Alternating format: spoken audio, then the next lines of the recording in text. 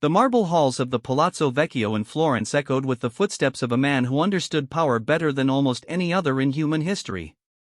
Niccolò Machiavelli, exiled from the corridors of influence he once navigated with masterful precision, spent his final years distilling centuries of political wisdom into principles that would shape the minds of rulers for generations to come.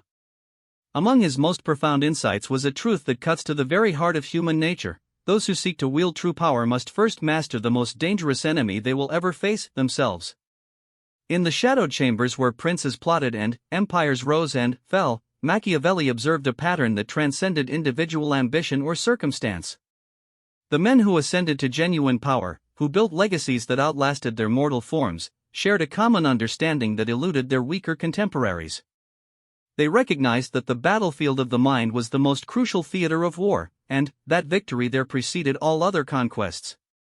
The concept of ego, as Machiavelli understood it, was not the brittle vanity of insecure men grasping for validation. Rather, it was something far more profound and dangerous, a fortress of the psyche, constructed through deliberate destruction and reconstruction of the self. This process, which he observed in the greatest rulers of his time, involved a systematic dismantling of every weakness, every emotional vulnerability, every soft spot that enemies might exploit. When Cesare Borgia rode through the countryside of Romagna, consolidating his father's papal territories with ruthless efficiency, he carried within him this principle made manifest. The young duke had learned, through bitter experience and careful observation, that mercy shown too early was cruelty later inflicted upon one's people. Kindness offered without strength behind it was merely an invitation for exploitation. The ego he had built was not born of arrogance, but, of necessity, a psychological armor that allowed him to make decisions others could not, to bear responsibilities that would crush lesser men. The process of building such an ego begins with a recognition that most profoundly disturbs those who have never held true responsibility: the understanding that ordinary human emotions, while natural and even admirable in private citizens, become potential vectors of destruction in those who hold power over others. The leader who cannot control his temper may start wars that cost thousands of lives. The ruler who cannot master his fear may make decisions that doom his people to suffering. The prince who remains enslaved to his need for approval will find himself manipulated by those who recognize his weakness. This recognition forces a fundamental choice upon those who would wield power effectively. They may preserve their emotional vulnerabilities and accept the limitations these impose upon their effectiveness, or they may undertake the difficult process of psychological transformation that Machiavelli described as essential to true leadership. This transformation is not a comfortable process. It requires a man to look honestly at every aspect of his character that might be turned against him, and to systematically strengthen or eliminate these potential weaknesses. The historical record provides countless examples of leaders who failed to understand this principle. The Roman Emperor Commodus, heir to the wise Marcus Aurelius, possessed all the advantages of birth, education, and circumstance, yet his inability to master his own impulses led to a reign of arbitrary cruelty that ultimately cost him his life and damaged the empire he had inherited. His ego was built upon the shifting sands of flattery and immediate gratification rather than the bedrock of disciplined self-mastery. Conversely, Augustus Caesar, the first Roman emperor, understood instinctively what Machiavelli would later codify. The young Octavian, who emerged victorious from the civil wars that destroyed the Roman Republic, had learned to master not only his enemies but himself. The ego he constructed was flexible enough to appear humble when humility served his purposes, yet strong enough to make decisions that required him to stand against the entire Roman Senate when necessary. This psychological architecture allowed him to establish a system of government that endured for centuries. The construction of such an ego requires a systematic approach that begins with brutal self-assessment. The aspiring leader must identify every fear, every desire for approval, every emotional trigger that might compromise his judgment in crucial moments. This inventory of psychological vulnerabilities becomes the foundation for a deliberate program of strengthening and hardening. Each weakness must be confronted, understood, and either eliminated or transformed into a source of strength. Fear, for instance, is perhaps the most dangerous emotion for a leader to harbor uncontrolled. Not because courage requires the absence of fear; indeed, the complete absence of fear often indicates poor judgment rather than bravery, but because unmastered fear leads to decisions based on avoidance rather than optimal outcomes. The leader who fears public disapproval will avoid necessary but unpopular decisions. The ruler who fears confrontation will allow problems to fester until they become crises. The prince who fears death will make choices that may preserve his life in the short term while destroying everything he claims to value. The process of mastering fear begins with a clear-eyed assessment of what one truly has to lose. Machiavelli observed that most men fear losing things they never actually possessed, or cling to possessions that ultimately possess them. The leader who builds an unbreakable ego learns to hold all external things, wealth, status, even life itself, lightly enough that their potential loss cannot be used to manipulate his decisions. This does not mean becoming indifferent to outcomes, but rather maintaining the psychological freedom to choose the right course of action regardless of personal cost. Anger represents another emotional vulnerability that must be mastered rather than eliminated.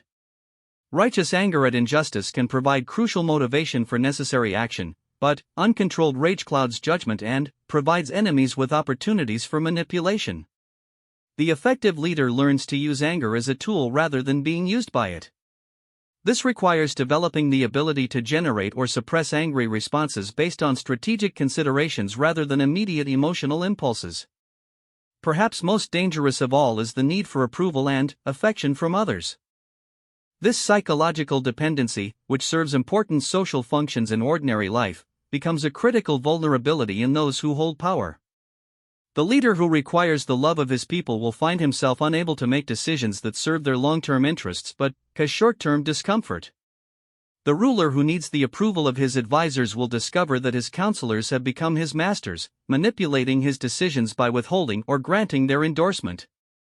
The ego that emerges from this process of systematic self-mastery possesses qualities that distinguish it sharply from the brittle arrogance of insecure men. It is flexible rather than rigid, capable of adapting to changing circumstances without losing its essential stability. It draws strength from internal sources rather than external validation, making it immune to the manipulation tactics that work so effectively against weaker personalities. Most importantly, it serves the leader's objectives rather than enslaving him to its own demands for recognition or gratification. This psychological transformation inevitably changes how others perceive and interact with the leader. Those who have built such an ego often appear intimidating or even inhuman to those who have not undergone similar development. This perception arises partly from projection. People naturally assume that others share their own psychological vulnerabilities, and partly from the uncanny ability of the truly secure person to remain calm and focused in situations that would overwhelm most individuals. The intimidation factor serves important strategic purposes. When others believe that a leader cannot be threatened, bribed, or manipulated through ordinary emotional appeals, they are forced to engage with him on more substantive terms. Negotiations become more honest when both parties understand that emotional manipulation will not work. Subordinates focus on actual performance rather than political maneuvering when they recognize that their superior's approval cannot be won through flattery or personal charm. However, this psychological invulnerability must be carefully managed to avoid becoming counterproductive. The leader who appears completely unmoved by human suffering may lose the trust and loyalty of followers who need to believe that their welfare matters to their superior. The ruler who shows no capacity for human emotion may find himself surrounded by conspirators who view him as a monster rather than a leader. The balance between strength and humanity requires constant attention and adjustment. The truly masterful practitioner of these principles learns to display selected vulnerabilities strategically, allowing others to believe they have found ways to influence him while maintaining control over what influences actually reach his decision-making process. This requires a sophisticated understanding of human psychology and the ability to manage one's image with the same precision that a general manages a military campaign. The benefits of constructing such an ego extend far beyond the immediate advantages of resistance to manipulation. Leaders who have mastered themselves in this way often find that they can make decisions with a clarity and consistency that eludes their more emotionally reactive contemporaries.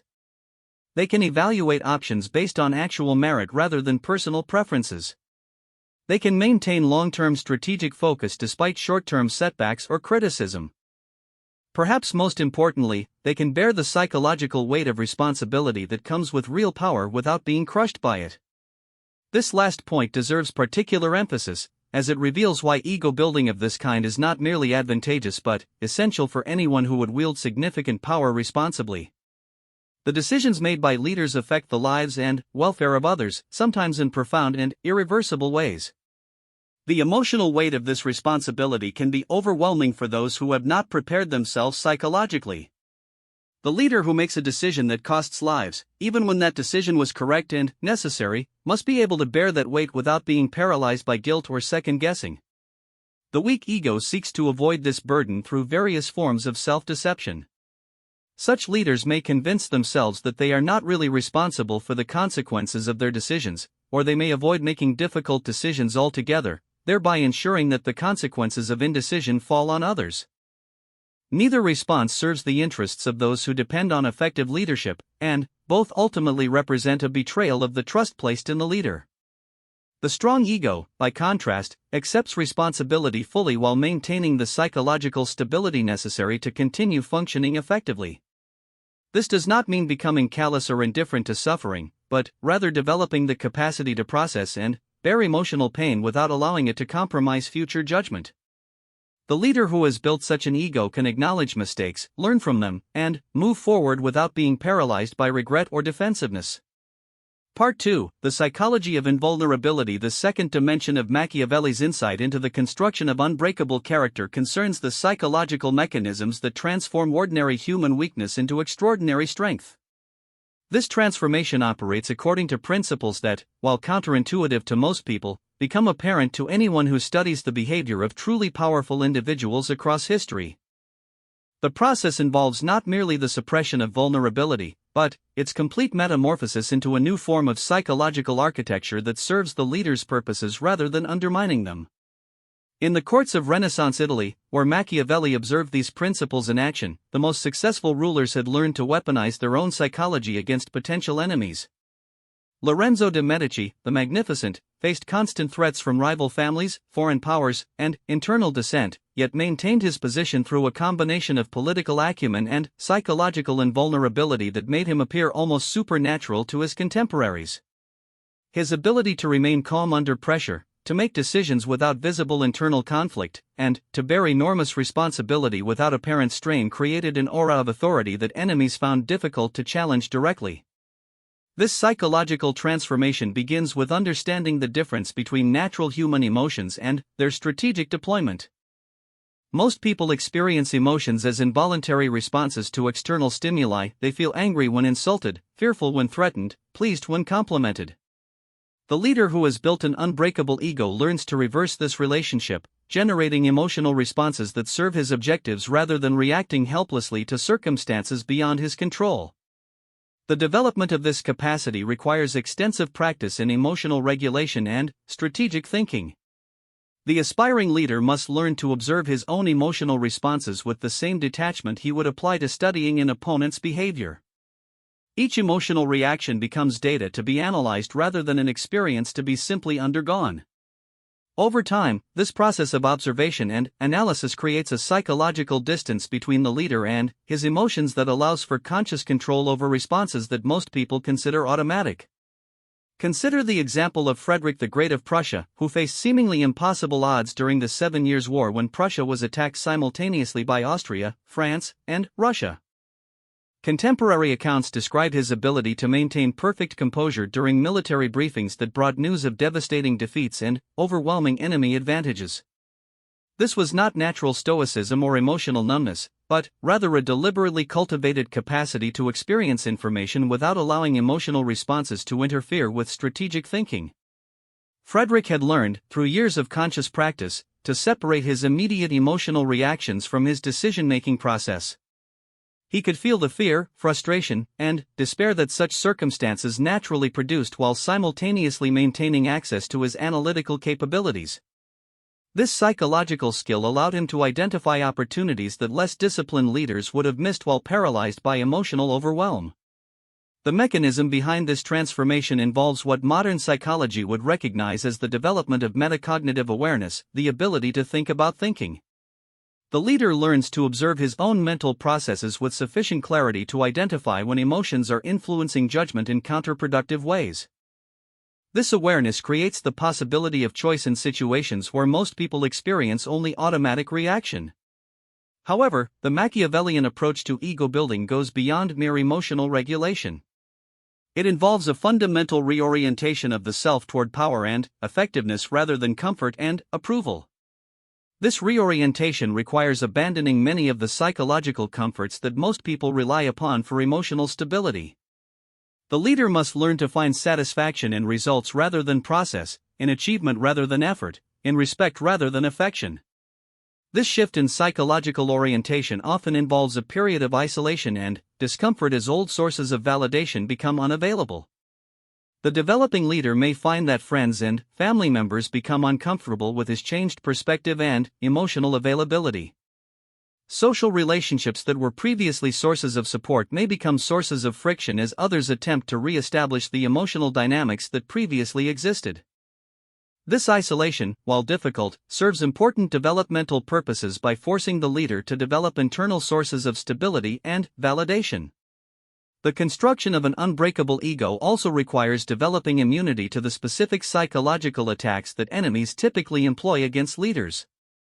These attacks usually target perceived weaknesses or dependencies that can be exploited for strategic advantage.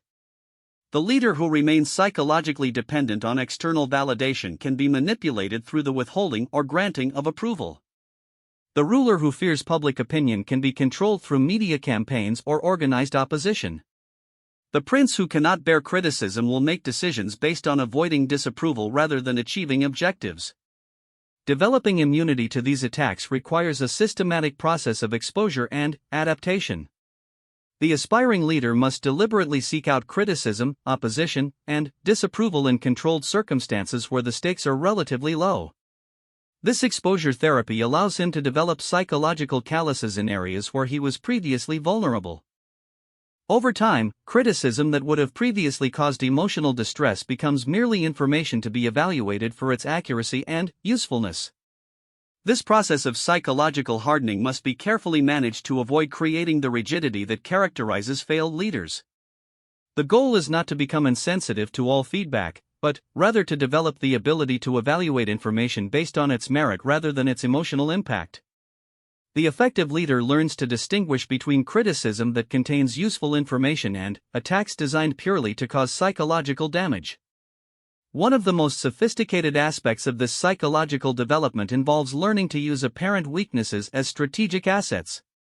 The leader who has mastered these principles can display selected vulnerabilities to create specific impressions in others while maintaining actual invulnerability in areas that matter. This requires a deep understanding of human psychology and the ability to manage one's image with precision and consistency. For example, a leader might allow others to believe that he is sensitive to criticism about his appearance or personal habits while remaining completely immune to attacks on his competence or judgment. This selective vulnerability serves multiple strategic purposes. It makes the leader appear more human and relatable to followers, it provides enemies with a false target that wastes their energy, and it conceals the areas where the leader is actually invulnerable. The psychological architecture that emerges from this process possesses several distinctive characteristics that distinguish truly powerful individuals from those who merely hold positions of authority. First, it generates what appears to others as supernatural calm under pressure. When others are experiencing emotional overwhelm, the leader with an unbreakable ego maintains access to his full intellectual capabilities. This allows him to identify opportunities and solutions that others miss while dealing with their emotional reactions to the same circumstances.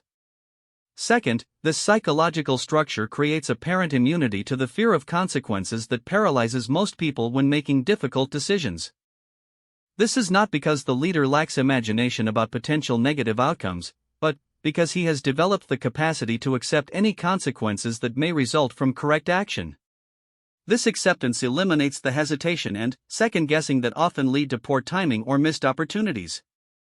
Third, the unbreakable ego generates what Machiavelli recognized as the most important quality a leader can possess: the ability to be feared without being hated. This seemingly paradoxical achievement results from the leader's capacity to make difficult decisions without apparent malice or personal animosity.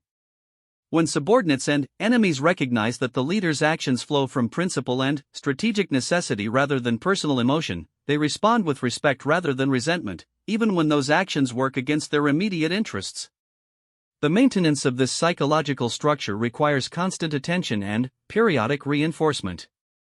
The pressures of leadership naturally tend to erode the very qualities that make leadership effective. Success can breed complacency, while failure can reactivate old psychological vulnerabilities.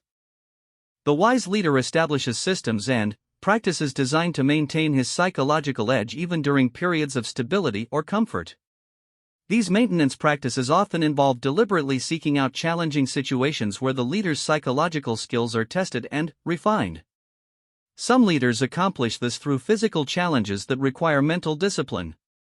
Others engage in intellectual pursuits that demand sustained concentration and emotional regulation. Still others maintain their edge through strategic games or competitions that simulate the pressures of actual leadership decisions. The relationship between the leader's unbreakable ego and his followers requires careful management to maintain effectiveness over time. While the psychological invulnerability that characterizes true leadership can be intimidating, it must also inspire confidence and loyalty rather than fear and resentment. The leader who appears too far removed from ordinary human experience may lose the emotional connection with followers that provides much of his practical power. This balance is achieved through what might be called strategic humanity, the calculated display of human qualities that create emotional bonds with followers without compromising the leader's psychological invulnerability. The effective leader learns to show concern for his followers' welfare, appreciation for their efforts, and understanding of their challenges while maintaining the emotional distance necessary for effective decision-making. Perhaps the most counterintuitive aspect of building an unbreakable ego is the role that failure and suffering play in the development process. Most people naturally avoid experiences that cause psychological pain, seeking comfort and validation instead. The aspiring leader must learn to seek out and embrace difficult experiences that test and strengthen his psychological resilience. Each failure that he survives without being destroyed becomes evidence of his invulnerability, both to himself and to others who observe his response. This relationship with failure transforms it from a source of weakness into a source of strength. The leader who has survived and learned from multiple failures possesses a psychological confidence that cannot be manufactured through success alone. He knows from direct experience that he can endure setbacks without being destroyed, and this knowledge provides a foundation of genuine security that no external validation can match. The culmination of this psychological development is the achievement of what Machiavelli recognized as the ultimate strategic advantage, the ability to act from a position of genuine strength rather than apparent strength. Most people, including many in positions of authority, act from positions of hidden weakness and dependency. Their decisions are constrained by fears, desires, and vulnerabilities that enemies can identify and exploit. The leader who has built an unbreakable ego acts from a position of authentic psychological independence that makes him genuinely unpredictable and, therefore, dangerous to opponents. Part 3, The Eternal Fortress of the Mind. The final dimension of Machiavelli's profound insight reveals the ultimate purpose and consequence of building an unbreakable ego, the creation of a psychological fortress so complete and well constructed that it becomes impossible for others to destroy the leader through external attack. This fortress, unlike physical fortifications that can be breached through superior force or clever tactics, exists in a realm where conventional weapons have no power. It represents the final evolution of human consciousness applied to the challenges of wielding power over others. History provides compelling evidence of this principle in action. When Napoleon Bonaparte found himself exiled on the island of Elba, stripped of his empire, his armies, and his imperial glory, something remarkable occurred. Rather than being broken by this reversal of fortune, he began immediately planning his return to power. The psychological fortress he had built during his rise to dominance remained intact despite the complete destruction of his external circumstances. Within a year, he had escaped from Elba and, through sheer force of personality and strategic brilliance, regained control of France for the famous 100 Days.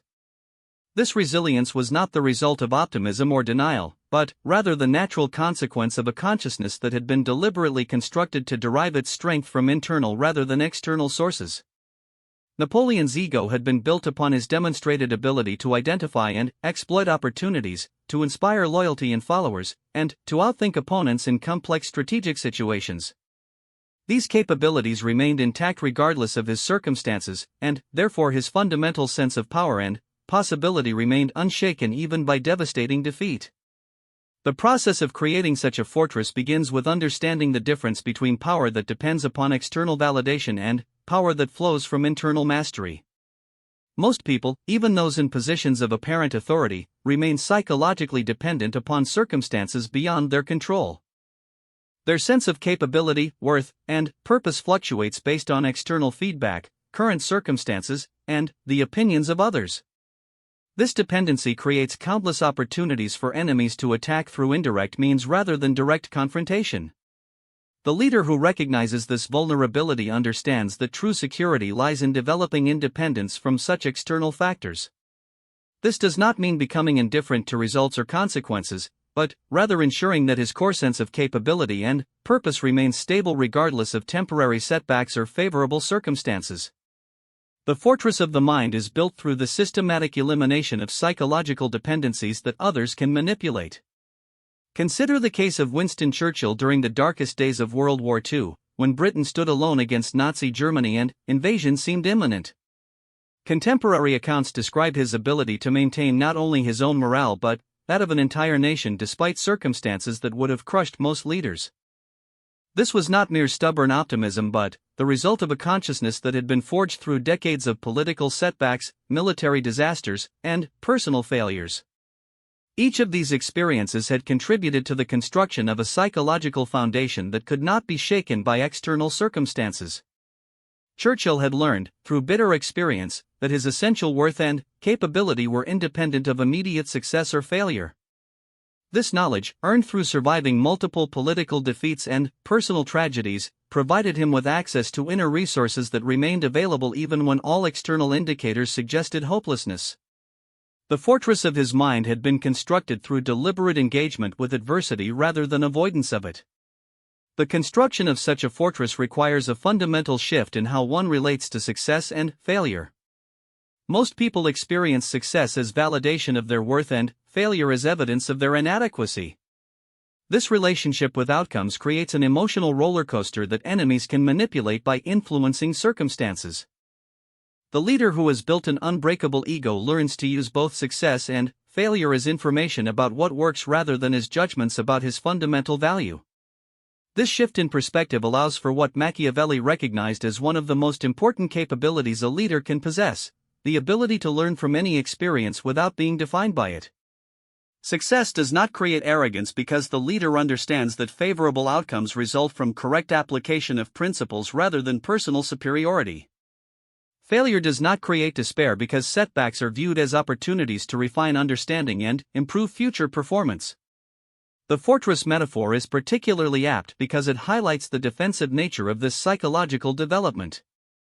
The goal is not to attack others or to dominate through aggression, but rather to create a position of such security that others cannot use emotional manipulation, circumstantial pressure, or social ostracism to influence decisions. This defensive capability paradoxically creates enormous offensive potential because it allows the leader to pursue optimal strategies without being constrained by fears about how others will respond.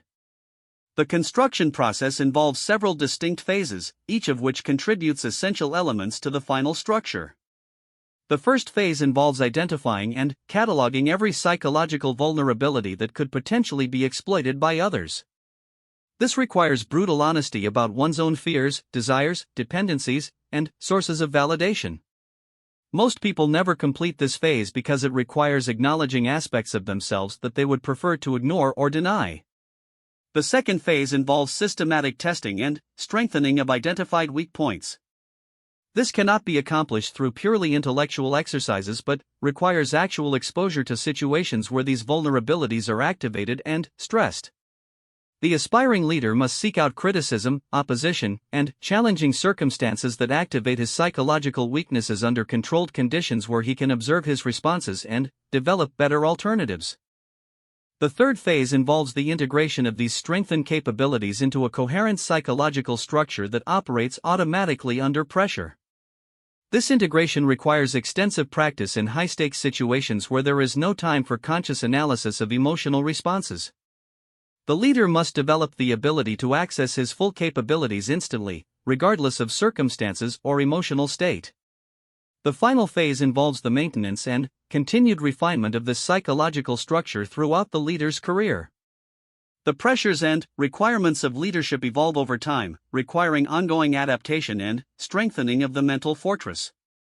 Success can create new vulnerabilities through complacency, while failure can reactivate old weaknesses that were thought to be resolved.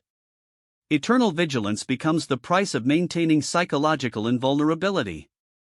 One of the most sophisticated aspects of this development involves learning to use the fortress not merely for defense but as a platform for strategic action. The leader who cannot be threatened or manipulated through conventional means possesses enormous freedom to pursue optimal strategies without regard for how others might attempt to punish him for correct decisions. This freedom represents perhaps the most valuable strategic asset any leader can possess. The fortress also serves important functions in communication and negotiation with others. When opponents recognize that emotional manipulation and circumstantial pressure will not work, they are forced to engage on more substantive terms. Negotiations become more honest and efficient when both parties understand that victory through psychological manipulation is not possible. Subordinates focus on actual performance rather than political maneuvering when they recognize that their superior's approval cannot be won through flattery or personal charm. However, the fortress must be carefully managed to avoid creating unintended consequences that undermine the leader's effectiveness. The appearance of complete invulnerability can intimidate potential allies and followers who need to believe that their welfare and concerns matter to their leader. The balance between strength and accessibility requires constant attention and sophisticated understanding of human psychology. The truly masterful practitioner learns to create what might be called strategic vulnerability, carefully managed appearances of accessibility and humanity that allow others to feel connected to the leader without actually compromising his psychological fortress. This requires the ability to display genuine emotion and concern in appropriate circumstances while maintaining the underlying structure that provides true security. The relationship between the fortress and creativity deserves particular attention because many people assume that psychological invulnerability leads to rigidity and closed-mindedness. In fact, the opposite is true. The leader who is secure in his psychological foundation possesses enormous freedom to explore new ideas, experiment with different approaches, and adapt to changing circumstances. It is insecurity, not strength, that creates the rigidity and defensiveness that prevent effective adaptation. The fortress provides what might be called intellectual courage, the ability to consider ideas and information that might challenge existing beliefs or strategies. The leader who is psychologically secure can acknowledge mistakes, change course when new information warrants it, and learn from opponents without feeling threatened by the process. This intellectual flexibility, combined with emotional stability, creates the ideal conditions for strategic innovation and adaptation. Perhaps the most profound aspect of constructing such a fortress is its impact on the leader's relationship with power itself. Most people in positions of authority remain somewhat afraid of the power they wield, either because they doubt their ability to handle it responsibly or because they fear the consequences of making incorrect decisions. This fear creates hesitation and second-guessing that often lead to exactly the kinds of mistakes the leader is trying to avoid. The leader who has built an unbreakable ego develops what might be called comfortable authority, the ability to wield power without being either intoxicated or intimidated by it. This comes from understanding that power is simply a tool for achieving objectives rather than a source of personal validation or worth. The fortress provides the psychological stability necessary to use power effectively without being corrupted by it. The ultimate test of the fortress comes not during periods of obvious crisis, when adrenaline and external focus help maintain psychological coherence, but during periods of apparent success and stability. It is during these times that the subtle erosions of psychological discipline often occur. Comfort breeds complacency, success creates overconfidence, and the absence of obvious threats can lead to the gradual abandonment of the practices that created the fortress in the first place. The wise leader anticipates these challenges and establishes systems designed to maintain his psychological edge even during favorable periods. This might involve seeking out new challenges that test his capabilities, maintaining relationships with people who will provide honest feedback regardless of his position, or engaging in practices that require continued discipline and self-mastery. The fortress of the mind, once properly constructed and maintained, becomes genuinely impregnable in the sense that external circumstances lose their power to destroy the leader's essential capabilities. He may face defeat, exile, imprisonment, or even death, but the psychological foundation that makes him dangerous to enemies remains intact as long as consciousness itself persists. This is what Machiavelli meant when he observed that the man who destroys his weak self can never be destroyed by others. The practical implications of this principle extend far beyond individual leadership to encompass the broader questions of how societies are shaped and human potential is realized. When leaders possess this kind of psychological invulnerability, they become capable of making decisions based on long-term strategic considerations rather than short-term emotional reactions. This capability allows for the implementation of policies and strategies that may be difficult or unpopular in the short term but serve the broader interests of the people they lead. The fortress thus becomes not merely a personal asset but a tool for serving larger purposes that transcend individual advantage. The leader who cannot be threatened or manipulated possesses the freedom to pursue what is actually best rather than what is politically expedient or personally comfortable. This freedom represents perhaps the most valuable gift that truly strong leadership can provide to those who depend upon effective governance and wise decision-making. In the end, Machiavelli's insight reveals that the construction of an unbreakable ego is not an act of selfishness or narcissism, but rather the ultimate expression of responsibility toward those who depend upon effective leadership. The leader who remains vulnerable to emotional manipulation and circumstantial pressure cannot serve his followers' interests as effectively as one who has achieved genuine psychological independence. The fortress of the mind becomes the foundation upon which all other forms of service and achievement are built. The man who completes this transformation discovers that true power lies not in the ability to dominate others, but in freedom from domination by anyone or anything. This freedom, once achieved, becomes the most valuable gift he can offer to a world that desperately needs leaders capable of making difficult decisions based on principle rather than pressure. The unbreakable ego thus reveals itself to be not the end of development, but the beginning of possibilities that can only be realized by those who have mastered the ultimate battlefield, the landscape of their own consciousness. This document represents a synthesis of Machiavellian principles applied to the psychology of leadership and power. The insights contained herein reflect observations of historical patterns in human behavior and should be understood as descriptive rather than prescriptive analysis of how effective leadership has functioned across cultures and centuries.